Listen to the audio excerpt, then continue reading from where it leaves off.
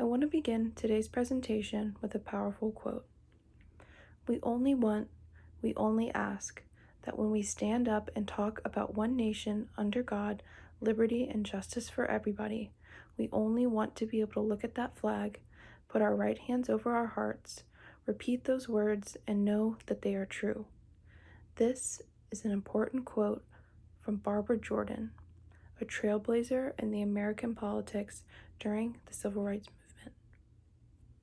I knew immediately that I wanted to research Barbara Jordan because of her outstanding legacy in American politics. She paved the way for many minority groups throughout her lifetime and advocated for equity and justice for all. Hi, I am Lauren Clements, and today I am going to inform you about the life and times of the famous orator Barbara Jordan. I will be speaking about Barbara Jordan's background, rhetorical skills, and legacy. Barbara Jordan was born on February 21st, 1936 in Houston, Texas. She grew up with two sisters, her grandfather Charles and his wife Alice. Barbara was born into a heavily Baptist family.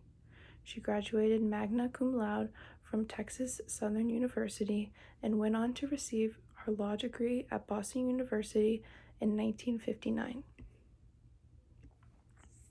She was elected to be the first African American to the Texas Senate since 1883 and was there for 6 years.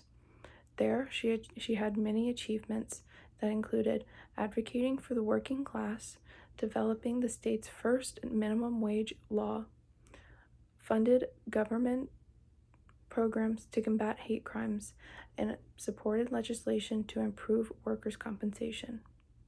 She was then elected into the United States House of Representatives in 1972. There, she was a member of the Judiciary Committee and won recognition for the indictment of President Richard Nixon during the Watergate hearings. She was then sworn in of 93rd Congress on January 3rd, 1973, and she became the first Black Texan in the United States Congress. A lot of important events were going on in American politics at the time that led to Barbara Jordan's speech. The United States was living in post-Watergate times, and the resignation of Richard Nixon in 1974. It was also during the time of the Civil Rights Movement, and Jordan was a symbol for the fight of civil rights. The 1976 election was also coming up, and this was a time when the Democratic Party needed to redefine its values of equality and social justice. Jordan's speech was a significant historical moment in the United States because Jordan became the first African American woman to give a keynote address at the Democratic National Convention. The main goal of Jordan's speech was to restore trust in the United States government and clearly define what the Democratic Party stood for, as well as inspire action for the upcoming election. In her speech, Jordan uses ethos, or the rhetorical term that is used to establish credibility of the speaker. Her background alone is enough to persuade the audience to believe that she is a credible source for issuing this speech. She also discusses the values of the Democratic Party, while also making it known that she shares these same values of unity, justice, and democracy. She also uses logos to appeal to the logic of her audience. She begins her speech with a historical fact. It was 144 years ago that members of the Democratic Party first met in convention to select a presidential candidate. By stating this information, she is showing her understanding of the Democratic Party's legacy. She then recognizes that the Democrats have made mistakes in the past. We have made mistakes, we realize that. We admit our mistakes. In our haste to do all things for all people, we did not foresee the full consequences of our actions. This quote gives the speech legitimacy by choosing to focus on the bad as well as the good. She also goes on to explain how a functioning nation is formed. A nation is formed by the willingness of us to share in the responsibility for upholding the common good.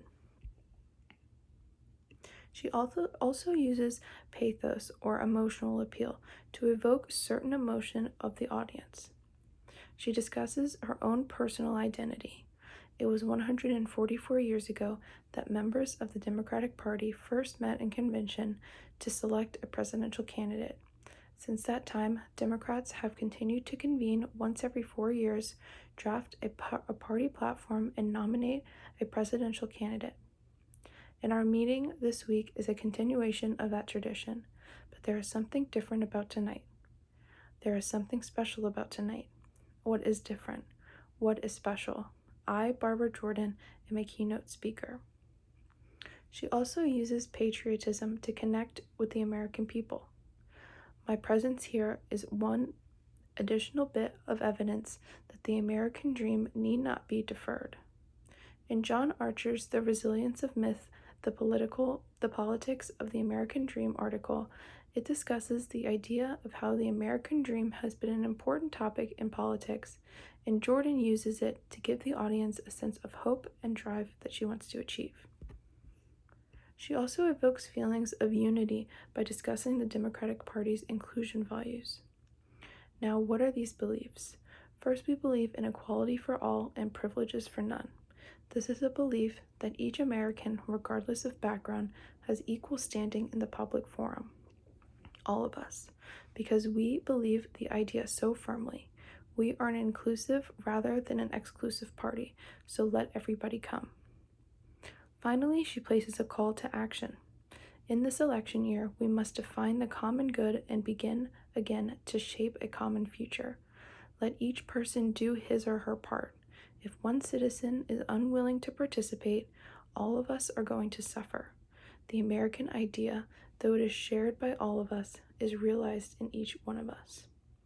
This quote is important in invoking emotions from the audience because it inspires and motivates people to be active in the upcoming political process. Barbara Jordan also uses rhetorical terms and devices to get her point across. Anaphora. She uses anaphora, which is the utilization of a repetition of a word, and in this case, we. We are a party of innovation. We are willing to suffer the discomfort of change in order to achieve a better future. We believe that. She also uses schisis onomadon, which involves the repeating of 2 or more words that generally have the similar meanings. Let there be no illusions about the difficulty of forming this kind of national community. It's tough, difficult, not easy, but a spirit of harmony will survive in America only if each of us remembers that we share a common destiny. When discussing Barbara Jordan's speech, it's also important to note her nonverbal and oral delivery. She maintained eye contact with the audience, briefly looking up from her notes, which added an element of trust. Her facial expressions throughout the speech were intentional in order to show the seriousness of her message. Jordan also used controlled pacing and pauses throughout her speech to allow important key points to be absorbed by the audience. Her vocal pitch fluctuated in order to maintain a level of interest. Barbara Jordan's profound legacy left a lasting mark on American politics and paved the way for many minority groups and individuals in the United States. In historianspeaks.org, it states that Jordan gave another keynote address for the DNC in 1992. From 1994 to 1996, she then served as the chair of the United States on immigration reform. Today I have informed you of the life and times of famous orator Barbara Jordan, where I discussed her background, rhetorical skills, and legacy. I want to end this presentation with a powerful quote from Jordan when she spoke about Richard Nixon's impeachment This quote is a tribute to the hard work that she did during her lifetime, fighting for equality, unity, and democracy. Earlier today, we heard the beginning of the preamble to the Constitution of the United States. "We the people," she said. It is a very eloquent beginning, but when that document was completed on the 17th of September in 1787, I was not included in that "we the people." I felt somehow for many years that George Washington and Alexander Hamilton just left me out by mistake. But through the process of amendment, interpretation, and court decision, I have finally been included in "We the People." Thank you.